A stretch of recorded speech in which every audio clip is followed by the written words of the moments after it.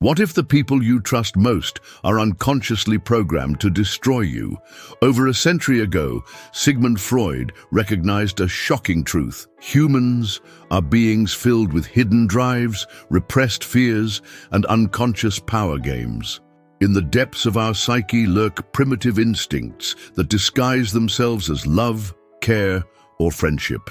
But in reality, they serve only one purpose: psychological relief at the expense of others. Today, you'll discover 5 behaviors that Freud would have identified as warning signs of toxic relationships. People who demand these things from you don't just threaten your emotional balance, they attack the very foundations of your personality. These insights will forever change your view of interpersonal relationships. You'll learn to see through the masks and recognize true motives. If you're ready to decode the hidden mechanisms of the human psyche and protect yourself from psychological manipulation, then join us on this journey into the depths of the unconscious. Imagine sitting across from a friend who tells you with a concerned expression, "You really should stop spending so much time with others. I'm worried about you." These words sound caring, almost loving. But Sigmund Freud would have immediately recognized one of the most dangerous forms of psychological manipulation: the demand for isolation, disguised as concern. Freud understood the human psyche as a complex interplay of conscious and unconscious motives. The id, our primitive drive core, seeks immediate gratification. The superego controls and condemns. In between navigates the ego, often overwhelmed by conflicting impulses. People who demand that you isolate yourself from others act from a deep unconscious fear, the fear of losing control over you. This fear often roots in earliest childhood. Freud recognized that many adults never completely overcame the symbiotic phase with their mother. They unconsciously long for a relationship where they have absolute control over the object of their affection, just like an infant who believes the mother is part of their own self. When someone tries to isolate you from family, friends, or colleagues, an archaic program activates within them. Their unconscious whispers, "Other people are a threat. They could weaken my influence. They could show this person different perspectives. This person isn't fighting for your safety. They're fighting against their own existential fear of being alone." The tactics are subtle and often hard to recognize. First come seemingly harmless comments. "Your sister seems so stressed. Maybe you shouldn't visit her so often." Or, "Your work colleague seems to be a bad influence on you." Step by step, your social circle becomes smaller. The manipulating person presents themselves as your only true ally, as the only person who really understands and protects you. Freud would recognize this dynamic as a form of projection. The manipulating person projects their own destructive intentions onto others. They attribute to your friends and family members exactly the motives they themselves harbor: control, manipulation, selfish interests. This justifies their own behavior while simultaneously presenting themselves as your savior. The insidious thing about this manipulation is that it often works. People who are isolated gradually lose trust in their own perception. They begin to doubt, "Maybe he's right. Maybe the others really are bad for me." These self-doubts are the result of systematic undermining of your psychological autonomy. Freud recognized that the ability for object relations, healthy relationships with other people, is a sign of psychological maturity. People who want to isolate you thereby show their own emotional immaturity. They're unable to accept you as an autonomous person who has the right and ability to maintain diverse relationships.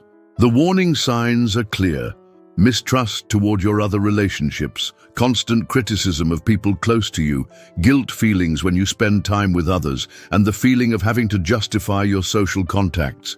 When you recognize these patterns, you're dealing with someone whose unconscious fears threaten your freedom. Do you know the feeling of being completely exhausted after a conversation with a certain person, even though you only listened?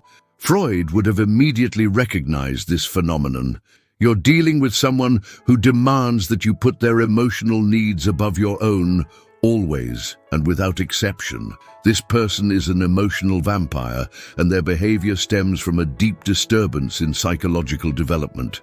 According to Freud's drive theory, humans are driven by two fundamental forces: Eros, the life drive, and Thanatos, the death drive. People who constantly demand emotional support without ever giving anything back have developed a pathological relationship to both. Their Eros is narcissistically deformed. They can only receive love, but never give it. Their Thanatos turns against others by systematically draining their life energy. This dynamic often begins imperceptibly. The person shares a problem with you, you listen and offer support. So far normal and healthy. But then something crucial happens.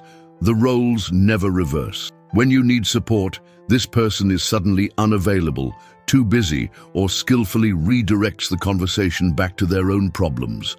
Freud recognized exactly this pattern in his concept of the oral personality. People who remained fixated in the oral phase of their development have an insatiable need for attention, validation, and emotional nourishment. They're like infants who never learned that other people have their own needs. Their unconscious treats you like a mother's breast, always available, always ready to give, never entitled to your own needs. The insidious thing about this behavior is its subtle manipulation of your conscience. These people have developed an extraordinary ability to turn your empathy against you. They present their problems with an urgency and emotional weight that makes contradiction impossible. When you try to set boundaries or express your own needs, you're bombarded with guilt. I thought you understood me. You're the only person I trust. Freud would interpret this guilt manipulation as a form of identification with the aggressor. As children, these people learn to suppress their own needs to avoid losing their caregiver's love. Now, they force others into the same position. Suppress your needs so I can feel loved. The warning signs are clear, but often hard to accept because they challenge our notions of friendship and support. Pay attention. Does this person mainly talk about themselves? Do they ever ask about your well-being? And do they really listen when you answer? Can you remember when you last had a balanced conversation with them? Do you feel energized or drained after contact with this person? A particularly insidious pattern is permanent crisis. These people live in a state of constant emotional emergencies. As soon as one problem is solved, the next one appears. They have an unconscious fear of emotional stability because it would mean they no longer need you. Their unconscious deliberately sabotages solutions to maintain the symbiotic relationship. Freud recognized that such people often come from families where emotional needs weren't met, or where they had to learn to react dramatically to get attention. As adults, they compulsively repeat these patterns without being aware of it. The tragic thing is, these people aren't evil, they're psychologically wounded, but their unconscious coping strategies make them emotional parasites. They can't invest in healthy mutual relationships because their entire psychological system is designed to take, not give. When you recognize that someone demands you put their emotional needs above your own, then set boundaries. Not out of cruelty, but for self-protection, and paradoxically also for this person's well-being. Only when they learn that their strategies don't work can they begin to develop healthier relationship patterns. I can't live without you. These words sound romantic, almost poetic, but Sigmund Freud would have recognized one of the most dangerous psychological dynamics, the fusion fantasy. People who demand that you become their emotional center reveal a severe disturbance in the development of their ego boundaries. They confuse love with possession and dependence with intimacy. Freud understood human development as a process of individuation, separation from the original unity with the mother toward an independent personality. People trapped in obsessive relationship patterns never completed this developmental step. Their unconscious longs for the symbiotic fusion of earliest childhood, where there was no separation between self and other. These people project their mother imago onto you. They expect you to sense their needs before they express them, to intuitively understand their moods, and to always be available, just like an ideal mother for her child. When you don't meet these expectations, they react with the rage of an infant who feels abandoned. The insidious thing about this dynamic is its emotional intensity.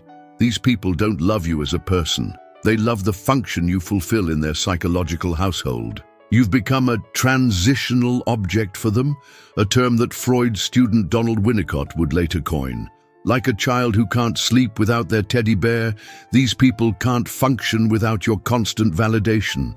Freud recognized in his concept of transference that people often project their earliest relationship patterns onto current relationships. The obsessive partner transfers their unresolved conflicts with their mother onto you. They're not fighting for your love. They're fighting for the unconditional love they never received as a child or believe they lost. The warning signs are subtle but clear. Initially, the intense attention feels flattering. You're showered with declarations of love, gifts and gestures. But the flip side quickly shows extreme jealousy, constant control calls, panic attacks when you don't answer immediately, and an increasing feeling of being suffocated. This person can't accept that you have an independent life. Your work, friends, hobbies are perceived as threats, not because they're rationally jealous, but because their unconscious interprets every moment you don't spend with them as abandonment. It becomes particularly dangerous when these people romanticize their obsession. They speak of great love, of soulmates, of being destined for each other. But Freud would have recognized true love requires the ability to accept the other as an independent person. Obsession, however, wants to possess, control, and functionalize the other for fulfilling one's own psychological needs. A classic pattern is emotional blackmail. When you try to draw healthy boundaries, these people threaten self-harm, suicide, or total despair. Their superego, which normally sets moral boundaries, is completely overwhelmed by the obsessive fixation. They're literally unable to recognize your autonomy as legitimate. Freud would understand this dynamic as a form of regression, a relapse into early childhood behavioral patterns under stress. The obsessive person emotionally regresses to the level of a small child who believes they'll die without their mother. For them, your absence isn't just painful, it's existentially threatening. The tragic thing is that these people often suffer themselves. Their behavior doesn't stem from malice, but from deep psychological wounds. But their unconscious coping strategies make healthy relationships impossible. They can't love without possessing, can't be close without controlling. When someone demands that you become their emotional center, when they can't accept that you have an independent life, you're in a psychologically dangerous situation. This person needs professional help to develop their ego boundaries. You need protection from a dynamic that systematically undermines your autonomy. True love liberates. It doesn't bind. It respects boundaries. It doesn't cross them. People who claim you as their emotional center don't understand the difference between love and possession. You're so selfish. This accusation comes from someone who never thinks of others. You can't trust anyone, shouts the person who betrays everyone themselves. Freud would have immediately recognized one of the most fascinating and dangerous mechanisms of the human psyche in these paradoxical accusations: projection. People who demand that you embody their own repressed characteristics thereby reveal their deepest psychological wounds and make you their scapegoat. Projection is a defense mechanism of the unconscious that Freud understood as a fundamental principle of human self-deception. The ego, overwhelmed by unacceptable impulses from the id, projects these onto other people. What the person can't bear about themselves, their greed, cruelty, dishonesty, they see everywhere around them, just not in the mirror. This dynamic often begins subtly. The person makes seemingly harmless remarks about others. Did you see how greedy Maria was at the buffet? Or, Thomas seems so dishonest, don't you think? But soon the focus turns to you.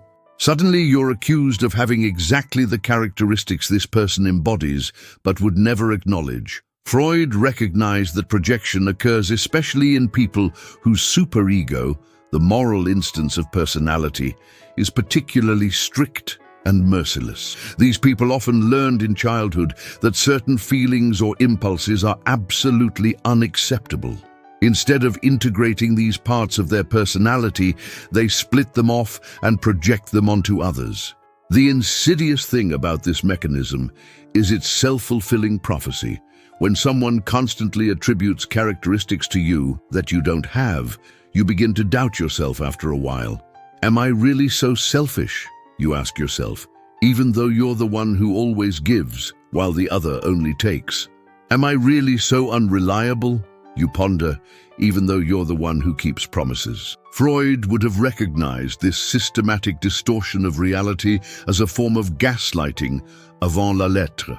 The projecting person creates an alternative reality where you're the carrier of all negative characteristics while they appear morally superior. Your common sense is systematically undermined. A particularly insidious pattern is mirror projection. These people accuse you of exactly the behaviors they themselves display. The liar calls you dishonest. The manipulator calls you manipulative. The egoist calls you selfish. It's as if they look into you and see their own repressed characteristics. Freud understood this mechanism as a desperate attempt by the unconscious to maintain psychological homeostasis. If these people had to acknowledge their own shadows, their entire self-image would collapse. So you must become the carrier of their repressed parts. You become their psychological garbage can. The warning signs are clear, but hard to accept because they shake our trust in reality. Pay attention. Are you criticized for characteristics that others recognize in this person, but you don't see in yourself? Do you feel confused about your own identity after conversations with this person? Do you feel like you constantly have to justify who you are? It becomes particularly dangerous when these people charge their projections with moral outrage. They present themselves as victims of your alleged faults, as martyrs suffering under your weaknesses. But they're the ones poisoning the relationship, yet they've reversed the roles so perfectly that you feel like the perpetrator. Freud recognized that people who project heavily often come from families where honesty about emotional states was taboo. As children, they learned that certain feelings are so dangerous they must be completely split off. As adults, they've become incapable of self-reflection. The tragic thing is that these people can never really get to know themselves. Their repressed parts remain in the shadow while they project them onto others.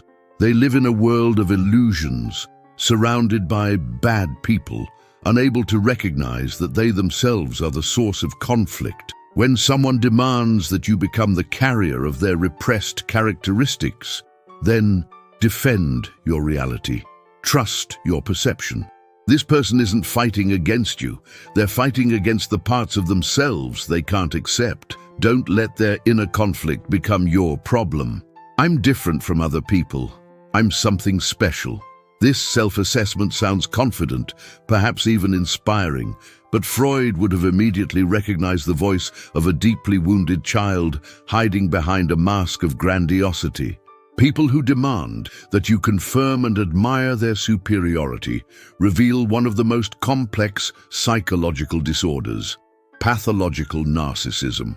Freud understood narcissism as a fixation in early childhood development, where the child experiences itself as the center of the universe. Normal people overcome this phase and develop the ability for object love for others as independent beings. The pathological narcissist, however, remains trapped in this grandiose self-centeredness, unable to see others as more than instruments for confirming their fragile self-worth. The paradoxical thing about narcissism is that it doesn't arise from excessive self-love, but from its lack. Freud recognized that narcissistic people often experienced emotional neglect or contradictory messages as children.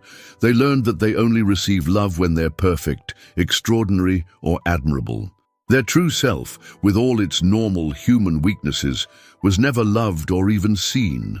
This early wound leads to personality splitting.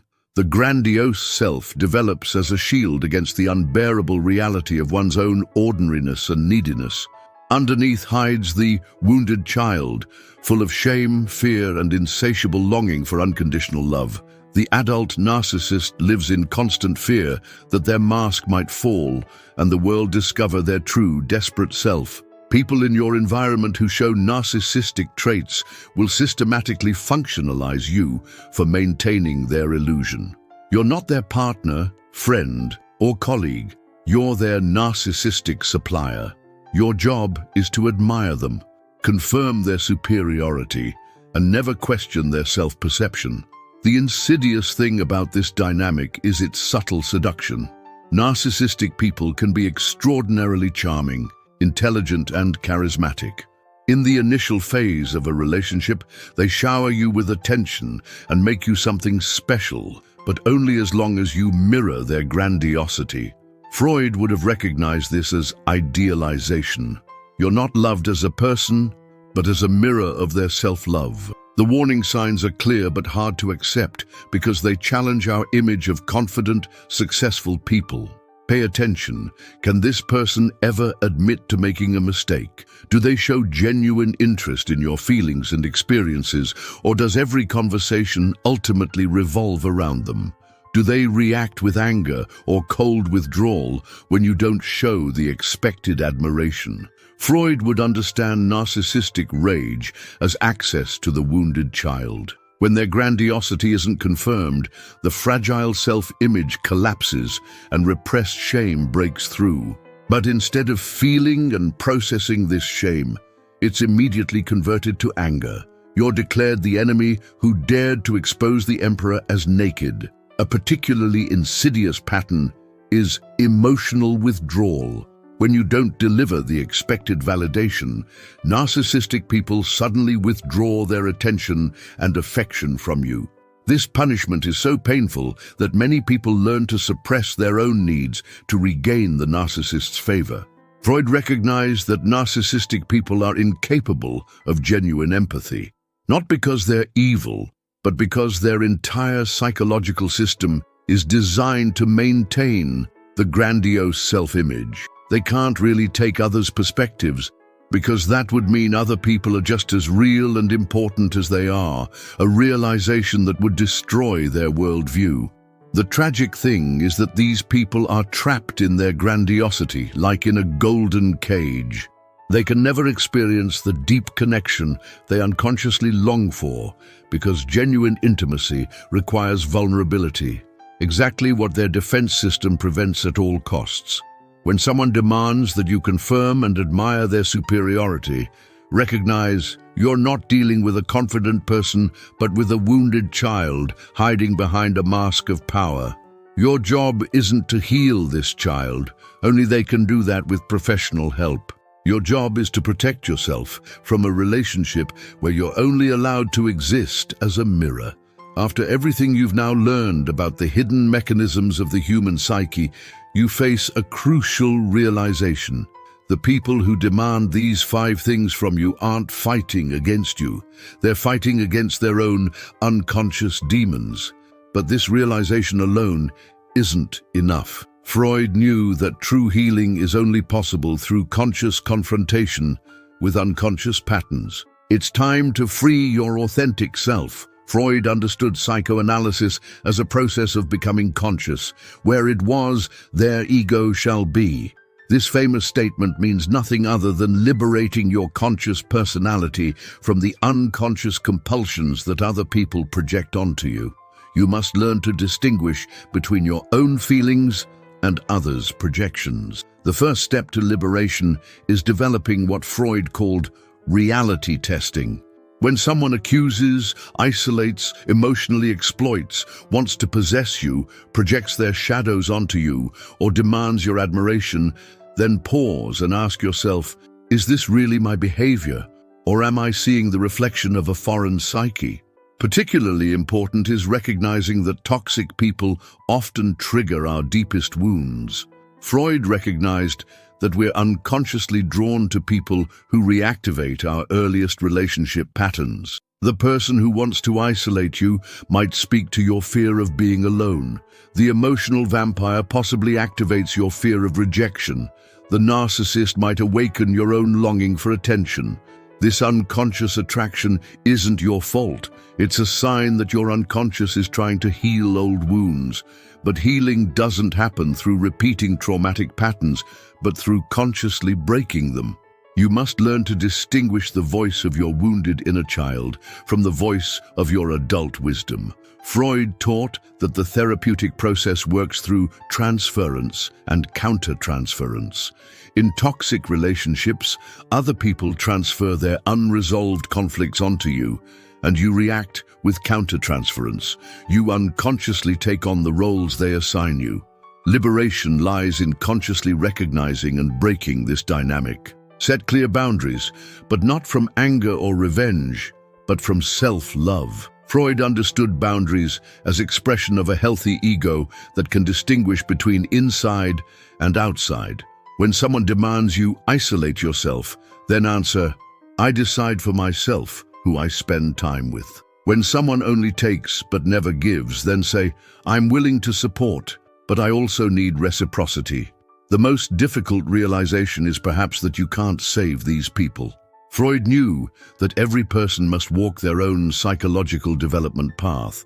People trapped in destructive patterns can only be freed through their own conscious work. Your job isn't to be their therapist. Your job is to protect and develop yourself. Develop what Freud called free-floating attention, the ability to observe your own emotional reactions without immediately judging or reacting.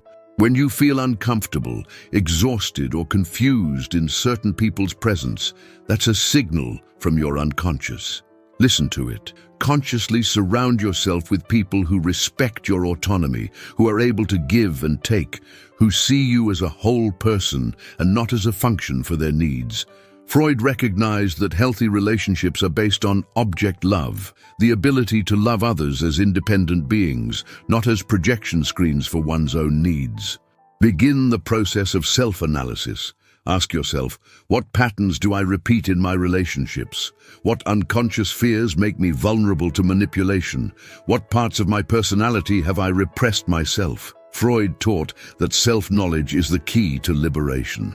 The greatest liberation lies in recognizing that you're not responsible for making other people happy or healing their psychological wounds. You're responsible for your own life, your own development, your own happiness. This realization isn't selfish. It's the foundation of all healthy relationships. Freud knew the person who recognizes and breaks their own unconscious patterns becomes free. Free from others' projections. Free from repeating destructive patterns. Free to live authentic relationships where both sides give and take, love and are loved, grow and let others grow. You've taken a journey today into the depths of the human psyche and gained 5 crucial insights. People who demand you isolate yourself, fight against their fear of losing control. People who only take but never give are emotionally fixated in the oral phase. People who want to possess you confuse love with fusion. People who project their shadows onto you can't accept their own weaknesses. People who demand your admiration hide their wounded inner child behind grandiosity. But the most important realization is, you're not responsible for other people's psychological wounds. Your task is to live your authentic self, draw healthy boundaries, and maintain relationships based on reciprocity, respect, and genuine love. What hidden truth about your own relationship patterns could change your life forever if you had the courage to look at it? We would be thrilled if you write in the comments which country or city you're watching from. It's always fascinating to see how far these psychological insights travel and touch people around the world. If this video helped you better understand the hidden mechanisms of human relationships, please leave a like and subscribe to the channel for more deep insights into the human psyche. Your honest and often very personal comments always show us how brave and reflective our community is. Thank you for that. You all make this channel a place of genuine human encounter and growth.